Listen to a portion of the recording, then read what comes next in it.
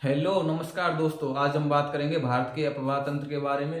तो अपवाह तंत्र में हमको ये जानकारी प्राप्त करनी है कि कौन सी नदी कहाँ से निकलती है तथा अपने जल को कहाँ पर लेकर जाती है और नदी का जल क्षेत्र कहाँ से होकर है। तो इस बारे में हम जानकारी प्राप्त करेंगे और नदियों के जैसे कि प्राचीन नाम पूछ लेता है तो प्राचीन नामों के बारे में जानकारी प्राप्त करेंगे। तो अपवाह किसे कहते हैं? शब्द आता है अपवाह। तो जल का एक निश्चित धारा एवं दिशा में जल का एक निश्चित धारा एवं दिशा में प्रवाह अपवाह कहलाता है तथा धाराओं के जाल को अपवाह तंत्र कहते हैं। ये तो अपवाह की थोड़ी सी जानकारी हो गई। तो और एक शब्द आता है नदी बेसिन।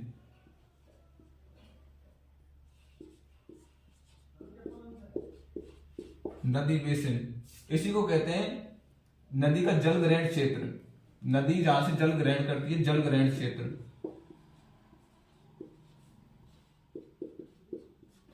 नदी बेसिन या जल ग्रहण क्षेत्र किसे कहते हैं? नदी जहां से अपना जल ग्रहण करती है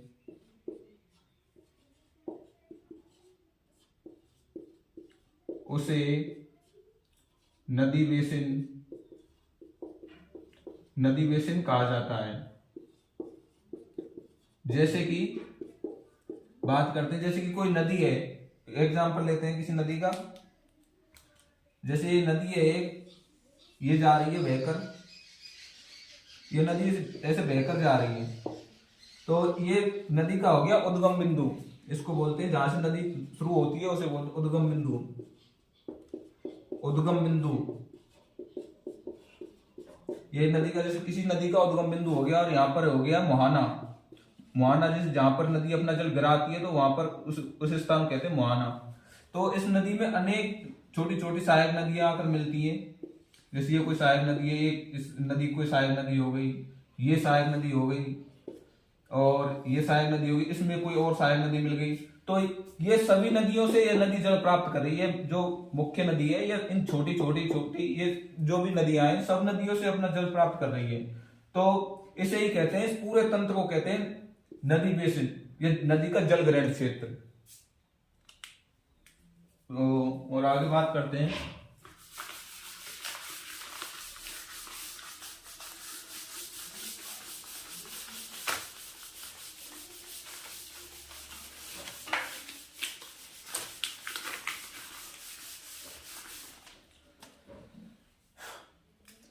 जल ग्रहण क्षेत्र के आधार पर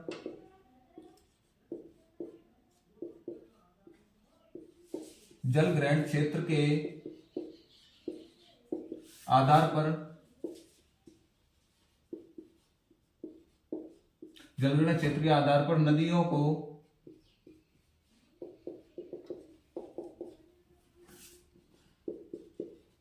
तीन भागों में बांटते हैं।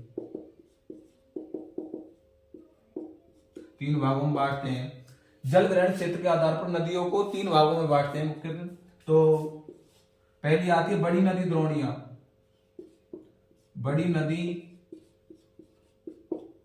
द्रोणियां, बड़ी नदी द्रोणियां आती है। और दूसरे पर आती है मध्यम नदी द्रोणियां, मध्यम नदी द्रोणियां।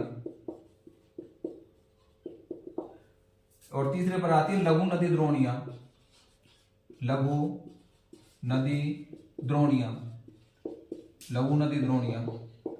तो इन बड़ी नदी द्रोणियां, मध्यम लघु द्रोणियां, मध्यम नदी और लघु नदी द्रोणियां, इनमें क्या क्या अंतर है? तो बड़ी नदी द्रोणियां किसे कहेंगे?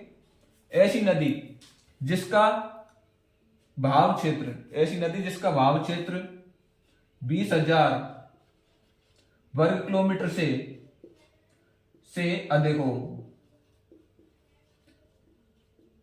एक सीमा है 20,000 वर्ग किलोमीटर। ऐसी नदी जिसका अपवाह क्षेत्र 20,000 वर्ग किलोमीटर क्षेत्र से अधिक हो उसे कहते हैं बड़ी नदी द्रोणियां। बड़ी नदी द्रोणियां किसे कहते हैं? जिसका अपवाह क्षेत्र 20,000 वर्ग किलोमीटर से अधिक हो उसे कहते हैं बड़ी नदी द्रोणियां। तो इसमें भारत की मुख्य रूप से 14 नदियां सम्मिलित हैं। 14 नदियां आती हैं इस क्षेत्र के अंदर भारत की बड़ी बड़ी, जैसे कि गंगा, गोदावरी, महानदी, कृष्णा, कावेरी, ब्रह्मपुत्र और सिंधु नदी। ऐसी महत्वपूर्ण नदियां आती बड़ी बड़ी। और एक आती मध्यम नदी द्रोणियां। मध्यम नदी द्रोणियां उनको कहते हैं जिनका प्रवाह क्षेत्र 2000 वर्ग किलोमीटर 2000 वर्ग किलोमीटर से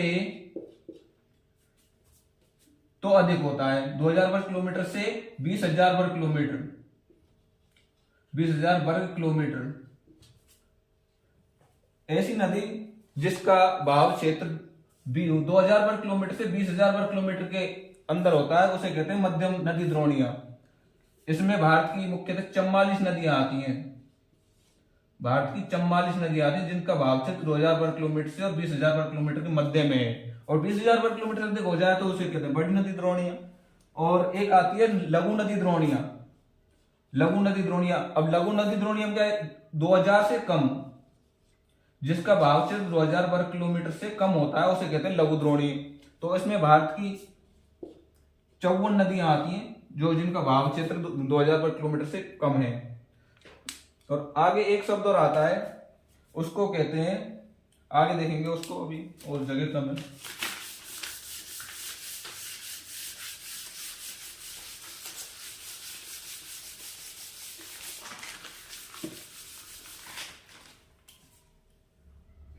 जल संभर। जल संभर, तो जल संभर कैसे कहते हैं? बहुत ही छोटी नदी, मतलब सबसे छोटी, बहुत ही लघु होती है लघु द्रोणी को, अत्यंत छोटी नदी द्रोणी,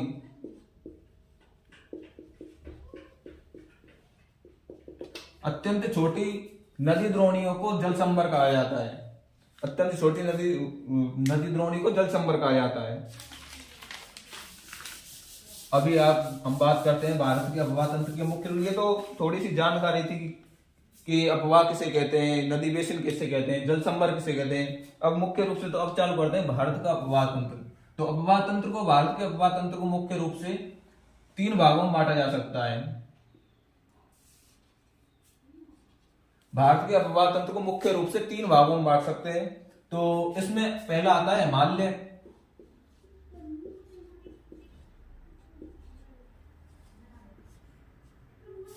अपवाह तंत्र। हिमालयी अपवाह तंत्र आता है। और दूसरे पर आता है प्रायद्वीपीय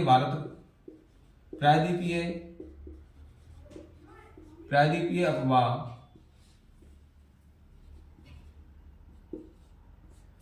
पहले पर हिमालय, दूसरे पर प्रायद्वीपीय और तीसरे पर आता है अंतःप्रवाह।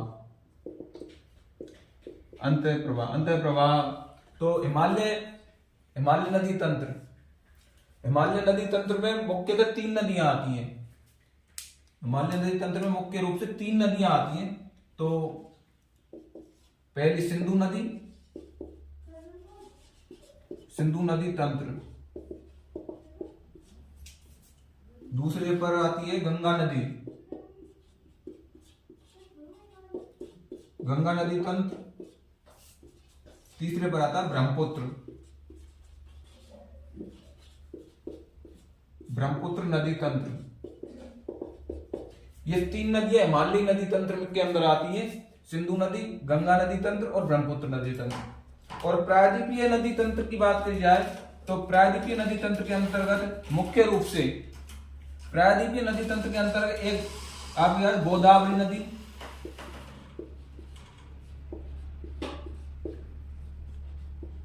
कृष्णा नदी, महानदी, कावेरी, और ये दक्षिणी भारत की जो नदियां हैं वो प्रायद्वीपीय भारत के अंदर आती हैं। और अंतः प्रवाह के अंदर जैसे घग्गर नदी, काकनी नदी, अंतःप्रवाह मतलब जो नदियां अपना जल क्षेत्र ना तो किसी महासागर में ले जाती है, रास्ते में विलुप्त हो जाती हैं, उसे कहते हैं अंतःप्रवाह। इसमें घग्गर नदी, काकनी ऐसी नदियां आती हैं। तो अब हम बात करेंगे हिमालय नदी तंत्र। तो हिमालय नदी तंत्र के बारे में जानकारी प्राप्त करेंगे अभी। तो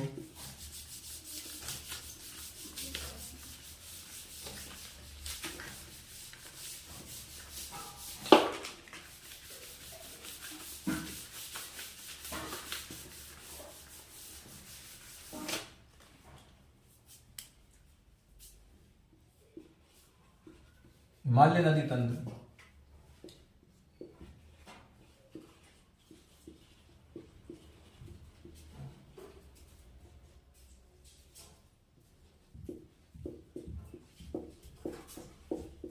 हिमालय नदी तंत्र के बारे में जानकारी प्राप्त करते हैं। तो हिमालय नदी तंत्र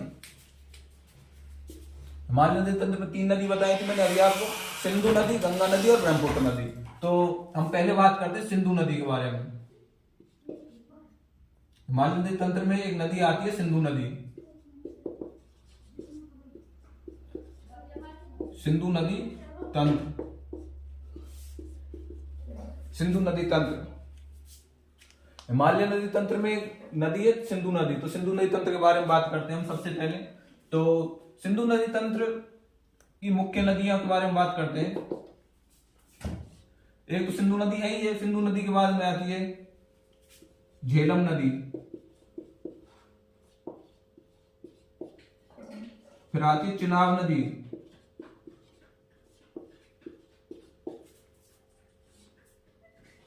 फिर आती है रावी नदी,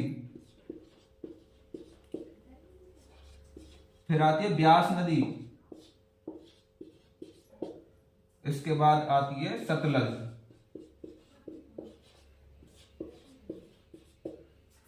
सिंधु नदी तंत्र में झेलम नदी, चिनाब नदी, रावी नदी, ब्यास नदी और सतलज नदी ये इसकी सिंधु नदी तंत्र में आती है। तो इनको पंचनद भी कहा जाता है। पंचनद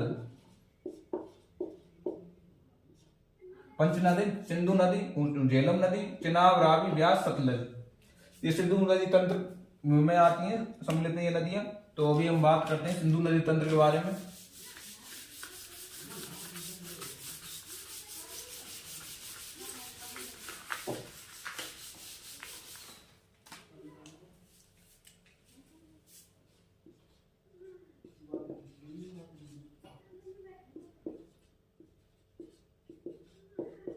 सिंधु नदी तंत्र, सिंधु नदी तंत्र की बात करते हैं तो सबसे पहले हम बात करते हैं नदियों के प्राचीन नाम के बारे में। सिंधु नदी तंत्र में मुख्य नदियों के जो प्राचीन नाम है, प्राचीन नामों से कई बार क्वेश्चन आ जाता है। तो इसके बारे में हम देखते हैं, प्राचीन नामों के बारे में देखते हैं। तो सबसे पहले नदी आती है सिंधु नदी। यहां पर लिख देते हैं, एक साइड में लिख देते हैं हम नदियां और एक साइड में लिख देते हैं, इधर लिख देते हैं अभी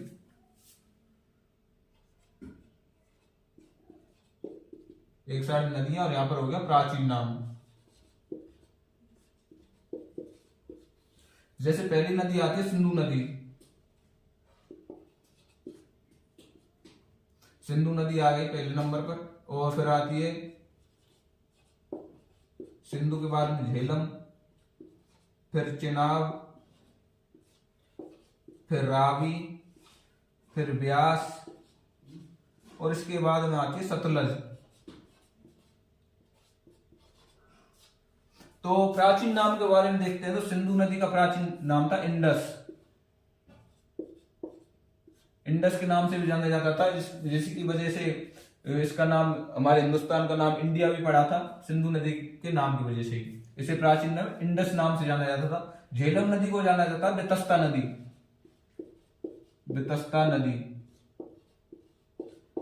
बेतस्ता नदी कई बार पूछ लेता है कि बेतस्ता नदी किस नदी का प्राचीन नाम था। तो ऑप्शन में दे देता झेलम, चिनाब, रावी, ब्यास। तो इसमें ऑप्शन आएगा झेलम नदी। तो झेलम नदी का प्राचीन नाम था बेतस्ता नदी। इसके बाद में आती चिनाब। चिनाब का प्राचीन नाम था अस्किनी नदी। अस्किनी नदी, अस्किनी नदी किसका नाम था? चिनाब का नाम। रावी का नाम था पुरुषणी नदी।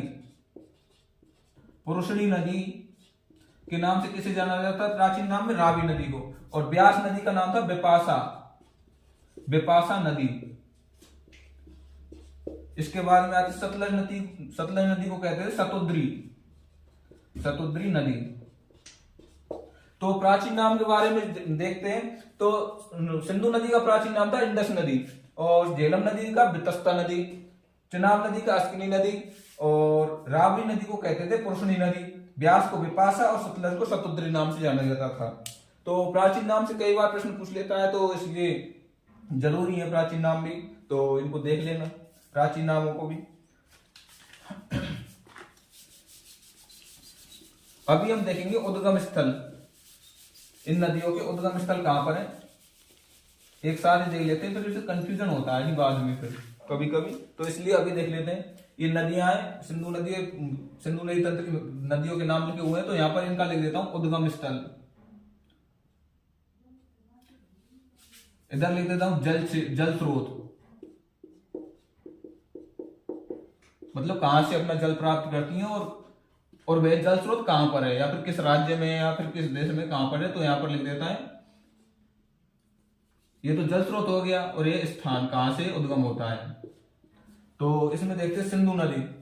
सिंधु नदी अपना जल क्षेत्र कहां से लेती, मानसरोवर झील।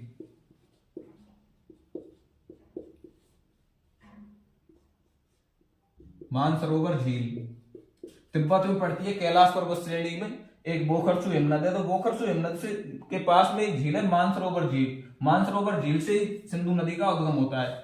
स्थान कहां पर पड़ता है मानसरोवर झील, कहां पर, तिब्बत। और इसके बाद में आती है झेलम नदी। झेलम नदी का उद्गम कहां से होता है, शेषनाग झील से होता है। झेलम नदी को शेषनाग झील कहां पर पड़ती है, तो जम्मू कश्मीर में पड़ती है शेषनाग झील। जम्मू एंड कश्मीर में शेषनाग झील पड़ती है, वहां से झेलम नदी का उद्गम होता है। तो झेलम नदी बूलर झील का निर्माण करती है, और झेलम नदी के पास में जम्मू कश्मीर का श्रीनगर शहर बसा हुआ है, तो इसके बारे में पूछ लेता है, कई बार पूछा हुआ है झेलम नदी के पास में कौन सा शहर है, तो इसमें आएगा श्रीनगर शहर। चिनाब नदी का उद्गम कहां से होता है, बारालाचला दर्रा। एक दर्रा पड़ता है हिमाचल प्रदेश में, बारालाचला दर्रा। कहां पर है, हिमाचल प्रदेश। बारालाचला दर्रा से चिनाब नदी का उद्गम होता है। और इसके बाद में देखते हैं रावी नदी का उद्गम कहां से होता है, तो इसका उद्गम इसके नाम में ही छपा हुआ है, तो याद रखने के लिए आसान रहेगा। रावी नदी का रा से रोहतांग दर्रा।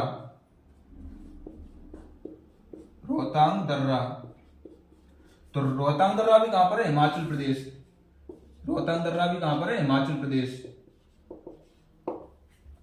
ब्यास नदी का उद्गम होता है ब्यास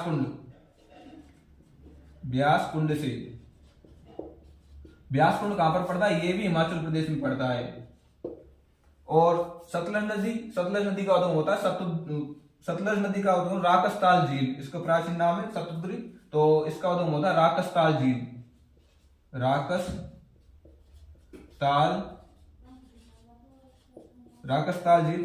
झील कहां पर पड़ती है, ये तिब्बत में पड़ती है। राकसताल भी तिब्बत में पड़ती है।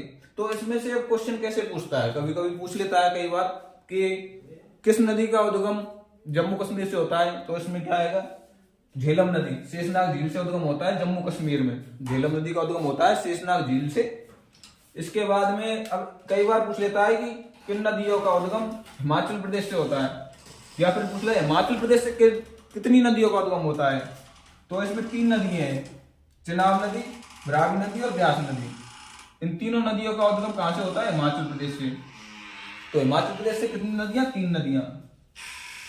3 नदियों का उद्गम होता है हिमाचल प्रदेश से। और एक कई बार ऐसे भी पूछ लेता कि कितनी सिंधु नदी तंत्र की कितनी नदियों का उद्गम भारत के बाहर से होता है, तो इसमें आएंगी 2 नदियां, एक तो ये रही सिंधु नदी और एक आता सतलज नदी। इन दोनों का भारत के बाहर से तिब्बत से होता है, कैलाश पर्वत श्रेणी में ही स्थित है इनके उद्गम स्थान, तो वहीं से उनका उद्गम होता है। तो ये जरूरी है कि झेलम नदी एकमात्र नदी है जिसका उद्गम जम्मू कश्मीर से होता है। और इसके बाद में 3 नदियां, चिनाब, रावी और ब्यास, 3 नदियों का उद्गम कहां से होता है, हिमाचल प्रदेश से। और इनके जल स्रोत उद्गम स्थल के बारे में पूछ लेता है, और स्थान तो इनके आएंगे फिर।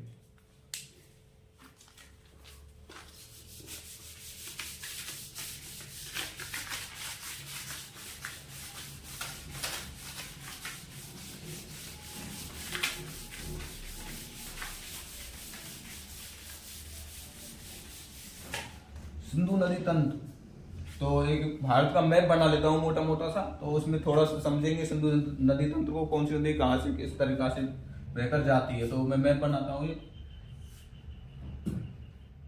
ये हमने उत्तर भारत का मोटा मोटा सा मैप बना लिया है। तो अभी हम देखते हैं कहाँ कर रहे भाई। तो अभी हम देखते हैं कि कौन सी नदी कहाँ से निकलती है। तो हम सबसे पहले देखते हैं सिंधु नदी के बारे में। मुख्य नदी है सिंधु तंत्र की, सिंधु नदी है मुख्य। तो यहाँ पर एक पर्वत श्रेणी पड़ती है,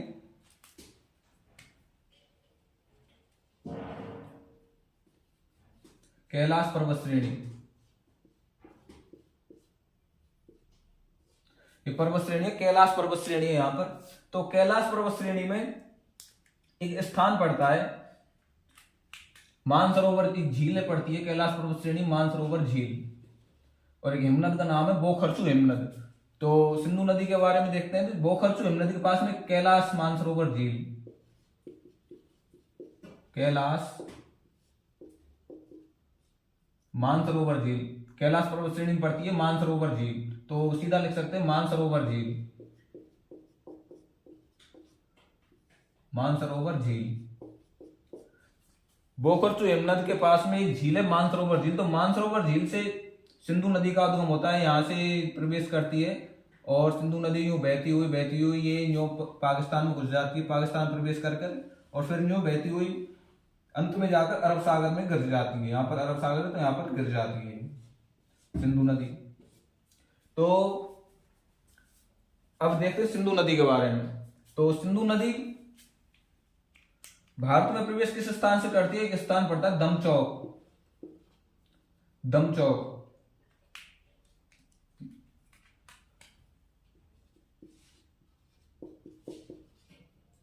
दमचौक, दमचौक नामक स्थान से भारत में सिंधु नदी प्रवेश करती है। सिंधु नदी भारत में दमचौक नामक स्थान से प्रवेश करती है और यहाँ पर एक प्रमुख शहर पड़ता है लद्दाख का, जिसे कहते हैं लेह। लेह शहर भी सिंधु नदी के किनारे पर स्थित है। लेह शहर सिंधु नदी के किनारे पर स्थित है और यहाँ पर एक जगह पड़ती है चिल्लास।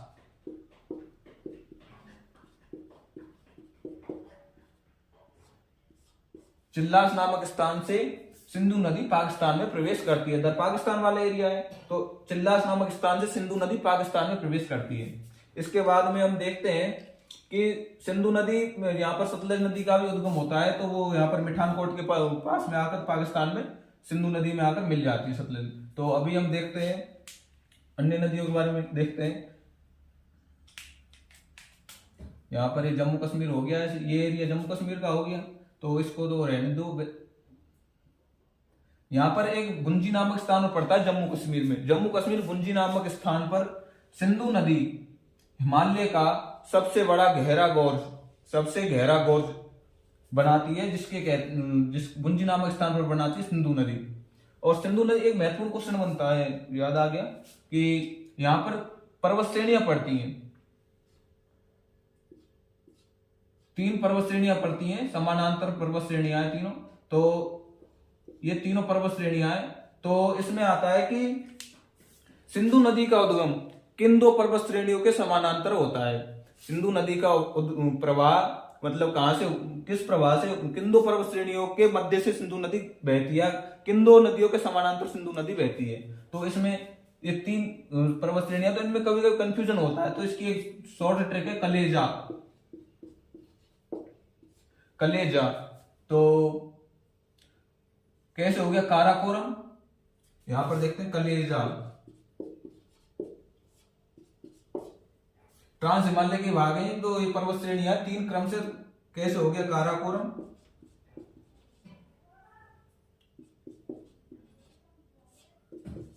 दूसरा ले से हो गया लद्दाख, तीसरे में जैसे हो गया जास्कर। तो अब एक क्रम से हैं, एक के ले जा मतलब काराकोरम, लद्दाख और जास्कर। तो ये हो गई काराकोरम, काराकोरम पर्वत श्रेणी हो गई। ये हो गई, इसका नाम इधर लिख लेते हैं लद्दाख, लद्दाख पर्वत श्रेणी। और ये हो गई जास्कर। तो महत्वपूर्ण क्वेश्चन बनता है कि सिंधु नदी किन 2 पर्वत श्रेणियों के समानांतर बहती है? कई एसएससी में भी कई बार क्वेश्चन पूछा हुआ है। तो इसमें आती है काराकोरम, लद्दाख और जास्कर। तो ये 3 नदियां हैं, 3 पर्वत श्रेणियां। तो इनमें से लद्दाख और एवं जास्कर, लद्दाख और जास्कर पर्वत श्रेणियों के समानांतर या इन दोनों के मध्य में बहती है। ये भी पूछ सकता है किन दो पर्वत श्रेणियों के मध्य में होकर बहती है, लद्दाख एवं जास्कर। ये सिंधु नदी बह रही है, तो लद्दाख एवं जास्कर, तो इसे भी पूछ सकता है। तो अभी आगे देखते हैं, यहाँ पर ये याद आ गया तो बता दिया, तो आगे हम देखते हैं। इनको मिटा देता हूं, अभी यहाँ पर जगह फिर कम पड़ेगी।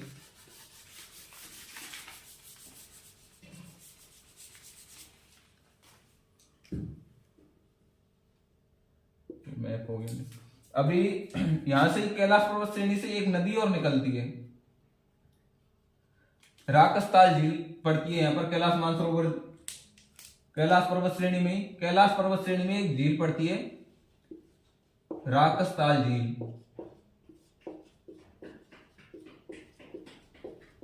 राकसताल झील पड़ती है कैलाश पर्वत श्रेणी में। ये कैलाश पर्वत श्रेणी है, यहाँ पर लिख देता हूं कैलाश पर्वत श्रेणी।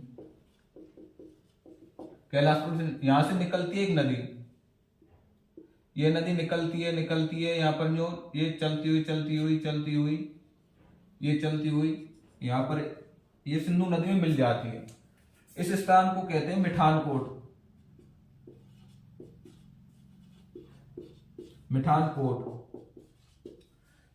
तो मिठानकोट स्थान पर आकर सतलज नदी, इसका नाम है सतलज।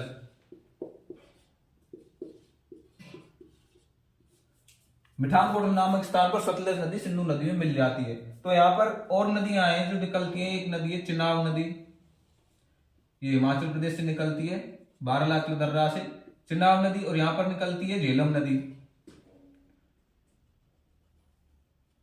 यहाँ पर चिनाब नदी मिल जाती है। और यहाँ पर से एक और नदी निकलती है, रावी नदी चिनाब नदी में आकर मिल जाती है। और यहाँ पर से एक नदी और निकलती है हिमाचल प्रदेश से ही, ब्यास नदी, जो कि भारत के अंदर ही ये ब्यास नदी, ये महत्वपूर्ण नदी है, इंपॉर्टेंट नदी इसलिए बता रहा हूं इसको। ब्यास नदी हिमाचल प्रदेश से निकलकर और यहाँ पर पंजाब में हरिके बैराज नामक स्थान पर इसमें मिल जाती है, सतलज नदी मिल जाती है। तो एक क्वेश्चन बनता है, अभी एक पूछा था एक क्वेश्चन कि सिंधु नदी तंत्र की ऐसी कौन सी नदी है जो अपना जल पूर्णतः भारत में, सिंधु नदी तंत्र की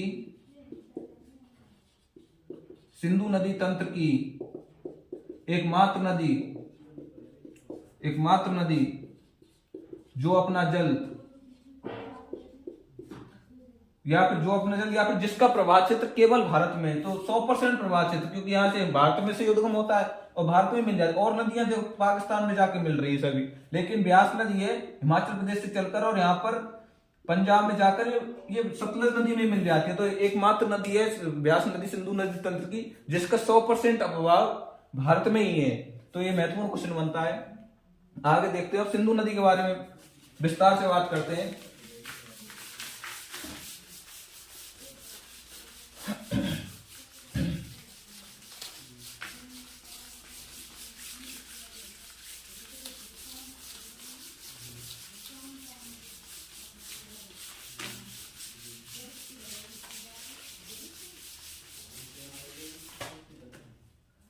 अभी बात करें सिंधु नदी के बारे में, तो सिंधु नदी के बारे में बात करते हैं। तो सिंधु नदी का सबसे पहले देखते हैं उद्गम।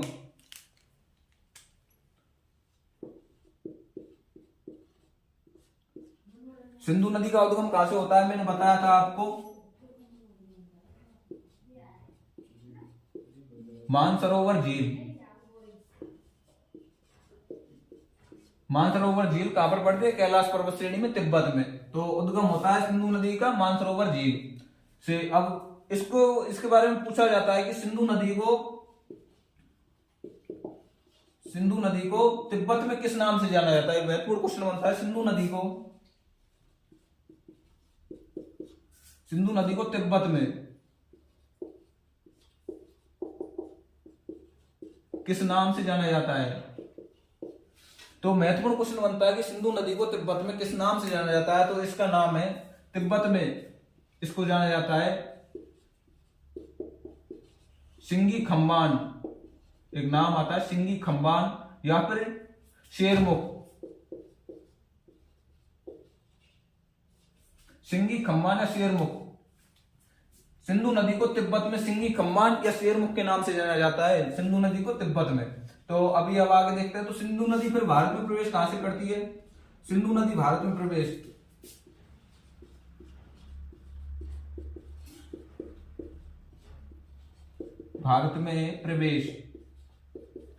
मैंने आपको बताया सिंधु नदी कहां से प्रवेश करती है? दमचौक नामक स्थान से।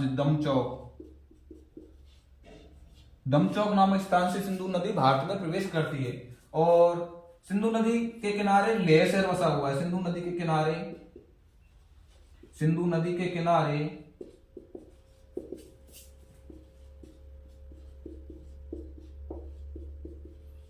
लेह शहर बसा हुआ है।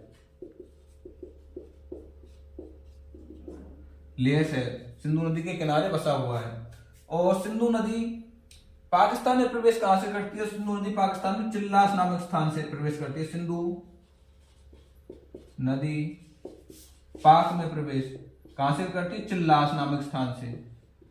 चिल्लास नामक स्थान से सिंधु नदी पाकिस्तान में प्रवेश करती है। सिंधु नदी के बारे में देखते हैं। सिंधु नदी मानसरोवर झील से उद्गम होता है कैलाश पर्वत श्रेणी में। सिंधु नदी को तिब्बत में किस नाम से जाना है? सिंगी खम्बान या फिर शेरमुख के नाम से जाना जाता है।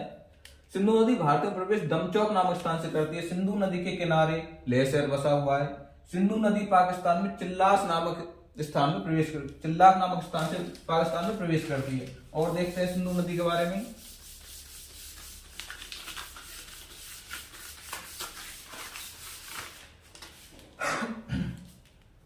पंचनद का जल, जो पंचनद है, पंच दोआब भी कहा जाता है, जिसे पंच आव यानी दो नदियों के मध्य भूमि को कहते हैं दोआब। तो ऐसे ही पंजाब का नाम भी किसकी वजह से था? पंचनद की वजह से। पंजाब 5 नदियों के मध्य का जो भूभाग है उसे पंजाब के नाम से जाना जाता है। पंचनद का जल मिठानकोट नामक स्थान जो पाकिस्तान पड़ता है, सिंधु नदी के पंचनद का जल सिंधु नदी में मिल जाता है मिठानकोट नामक स्थान पर। तो और अभी हम देख रहे हैं सिंधु नदी कहां पर अपना जल ले जाती है? तो अरब सागर में। सिंधु नदी अरब सागर में। सिंधु नदी पाकिस्तान का एक शहर पड़ता है कराची। सिंधु नदी कराची के निकट अपना डेल्टा बनाती है।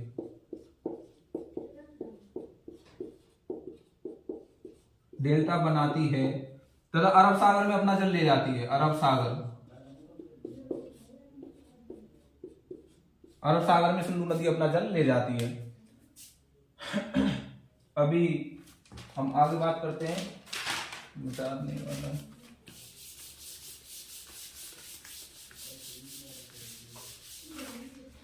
एक क्वेश्चन और बनता है, सिंधु नदी जम्मू कश्मीर में सबसे गहरे गॉर्ज। सिंधु नदी विश्व का सबसे गहरा गॉर्ज बनाती है। सिंधु नदी जम्मू कश्मीर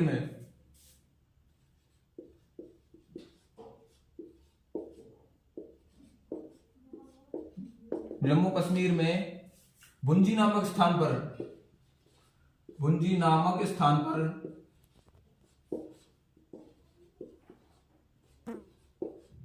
विश्व के सबसे गहरे गॉर्ज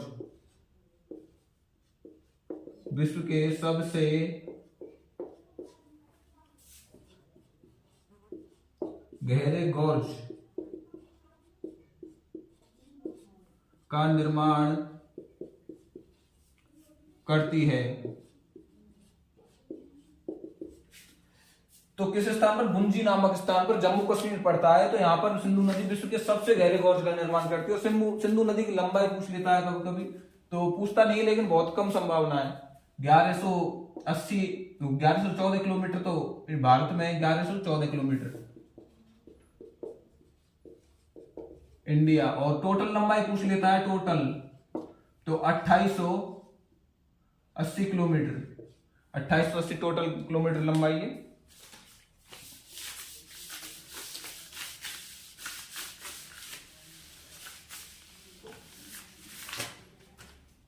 अभी हम देखते हैं सिंधु नदी जल समझौता। महत्वपूर्ण क्वेश्चन बनते हैं सिंधु नदी जल समझौते।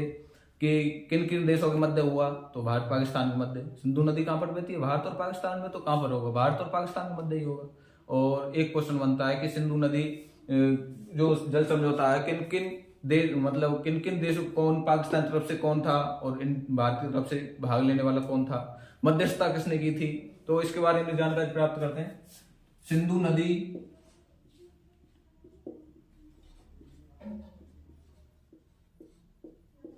जल समझौता,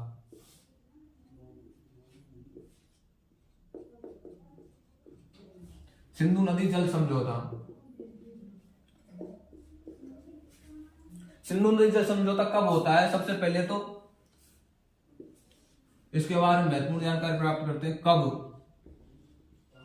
कब होता है, 19 सितंबर 1960, 19 सितंबर 1960 को सिंधु नदी जल समझौता होता है। तो 1951 से ही चल रहा था ये विवाद, लेकिन फिर बाद में आकर 19 सितंबर 1960 को सिंधु नदी जल समझौता होता है। और इसकी मध्यस्थता ये महत्वपूर्ण क्वेश्चन बनता है, कई बार एग्जाम में पूछा है कि सिंधु नदी जल समझौता की मध्यस्थता किसने की, तो विश्व बैंक द्वारा, विश्व बैंक ने इसकी मध्यस्थता की, सिंधु नदी जल समझौते की मध्यस्थता विश्व बैंक ने की थी। तो उस समय नॉर्वे के पीएम थे रेमंड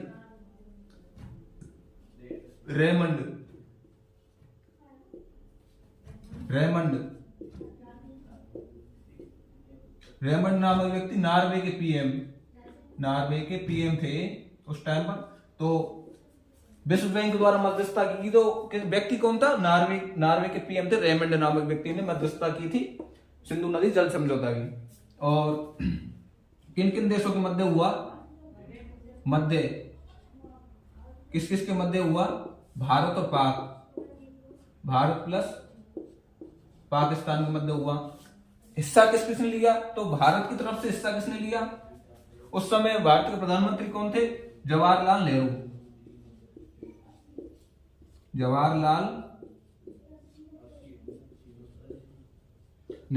और पाकिस्तान के प्रधानमंत्री कौन थे उस टाइम पर, जनरल अयूब खान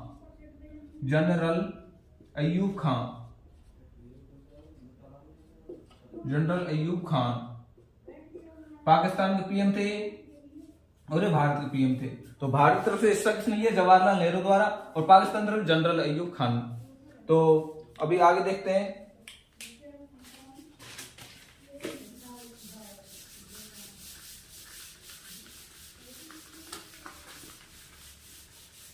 सिंधु नदी जल समझौता के जो प्रावधान थे, प्रावधान क्या थे, सिंधु नदी जल समझौता के प्रावधानों की बात की जाती है। तो प्रावधान में देखते हैं कि सिंधु नदी जल समझौता जो सिंधु नदी की उत्तर पश्चिम नदियां थी, सिंधु नदी तंत्र की जो उत्तर पश्चिम नदियां थी, उन उत्तरी 3 नदियों का जल का उपयोग पाकिस्तान करेगा 80% और बच्चा 20% भारत करेगा। और जो सिंधु नदी जल तंत्र की दक्षिण की नदियां थी 3 या फिर पूर्वी नदियां थी, तो उन 3 नदियों का 80% पानी भारत यूज करेगा और बचा 20% पानी पाकिस्तान यूज करेगा। तो उनको लिखते हैं, प्रावधान क्या था, तो नदियों के नाम लिखते हैं। पहले नदी पड़ती सिंधु नदी, दूसरी नदी पड़ती है झेलम नदी, सिंधु झेलम चेनाब, तीसरी बार पड़ती है चेनाब नदी, उसके बाद में रावी नदी, ब्यास नदी, ऐसा करते हैं। अलग मार्कर यूज करते हैं, इसमें अलग मार्कर यूज करेंगे तो थोड़ा, मार्कर कहां पर है, ये रहा, अलग मार्कर यूज करेंगे थोड़ा समझ में अच्छा आएगा। सिंधु झेलम चेनाब, उसके बाद में रावी नदी,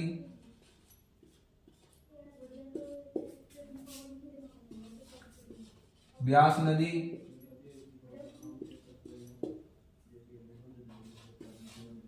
सतलज। तो ये सिंधु नदी तंत्र की नदियां, तो इसमें प्रावधान क्या गया था सिंधु जल समझौते में, इसे ही सिंधु नदी संधि कहते हैं।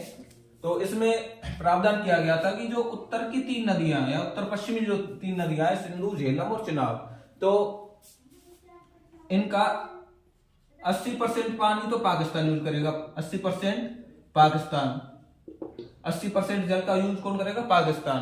उत्तर की 3 नदियां सिंधु, झेलम और चिनाब, और बचा कितना? 20%।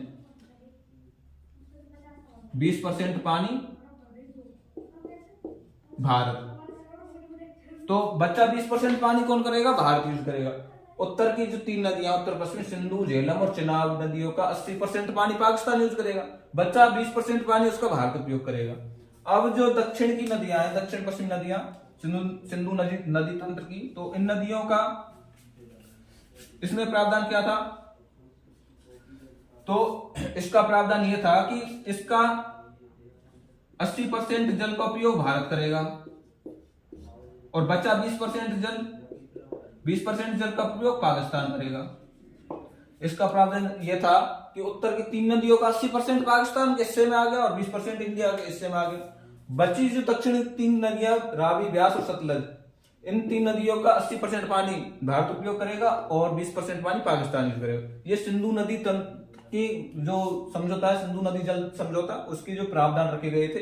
तो ये बहुत ही महत्वपूर्ण क्वेश्चन बनता है। यहाँ से कई बार एग्जाम में पूछ लेता है कि किन 3 नदियों का जल पाकिस्तान 80% उपयोग करता है, या फिर ये समझौता कब हुआ था। तो इसकी डेट याद रखनी है, 19 सितंबर 1960। महत्वपूर्ण डेट है 19 सितंबर 1960।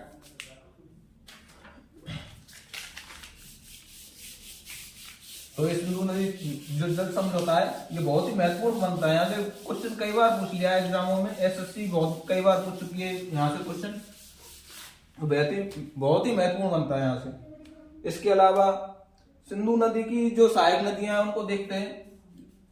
हिमालय सहायक नदी, ये सिंधु नदी, ये भारत का मैप बना लेता हूं छोटा सा, उत्तर से मैं उत्तरी मैप बना लेता हूं बस।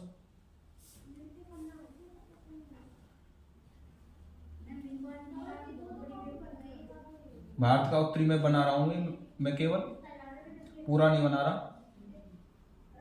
ये यहाँ अरुणाचल प्रदेश और नीचे चला जाएगा।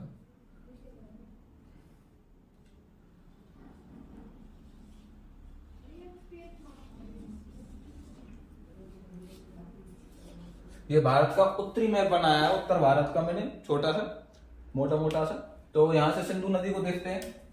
यहां पर पर्वत श्रेणी पड़ती है, इस पर्वत श्रेणी का नाम है कैलाश पर्वत श्रेणी, ये बता दिया था मैंने। तो यहाँ पर एक झील पड़ती है, मानसरोवर झील। मानसरोवर झील से यहाँ पर सिंधु नदी का उद्गम होता है, सिंधु नदी का उद्गम होता है, और ये बहते हुए और ये अरब सागर में अपना जल गिराती है सिंधु नदी। तो इसकी सहायक नदियों को देखते हैं। तो ये लद्दाख से निकलती हैं कई नदियां, तो हिमालय से निकलने वाली सहायक नदियों को देख रहे हैं हम। तो इसमें ये कई नदियां हैं, जैसे कि एक नदी का नाम है काबुल नदी।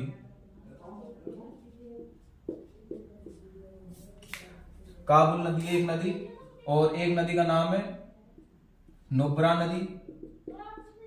और नुब्रा नदी, ये महत्वपूर्ण क्वेश्चन है, अभी RS प्री का क्वेश्चन हुआ था, तो एग्जाम हुआ था, उसमें पूछा था नुब्रा नदी किस नदी के सहायक नदी है। तो ये महत्वपूर्ण क्वेश्चन, सिंधु नदी की, इस नदी का नाम है सिंधु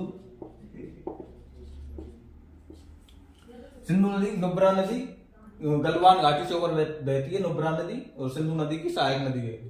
काबुल नदी, नुब्रा नदी और हुंजा नदी, और छोटी मोटी नदियां हैं जो यहाँ पर सिंधु नदी में मिलती हैं। और एक महत्वपूर्ण क्वेश्चन बनता है, हिमालय से निकलने वाली एक नदी जो सिंधु नदी में बाएं तरफ है, तो सिंधु नदी बह रही है जो, तो ये तो दाएं तरफ से मिलने वाली नदी हो गई, और ये दक्षिण से जो नदी मिलेगी इसकी दिशा यही तो है, जो तो बह रही है सिंधु नदी। तो एक नदी इधर हिमालय से निकलकर दक्षिण में एक नदी जाती है जो, इस नदी का नाम है द्रास नदी। द्रास नदी सिंधु नदी में, द्रास नदी किसकी सहायक नदी है? सिंधु नदी की। तो ये क्वेश्चन भी बन जाता है, कभी कभी पूछ लेता है। तो अभी हम आगे देखेंगे अपनी अगली वीडियो में। तो अगली वीडियो में हम देखेंगे कि सिंधु नदी को देख लिया। अब हमने सिंधु नदी के जो अन्य नदियां हैं सिंधु नदी तंत्र की, जैसे झेलम, चेनाब, रावी, ब्यास, सतलज, तो इन नदियों के बारे में जानकारी हम अपनी अगली क्लास में देखेंगे। तो तब तक के लिए धन्यवाद। और अगर वीडियो लाइक लगी हो तो चैनल को सब्सक्राइब करें एवं वीडियो को लाइक करें। तो धन्यवाद।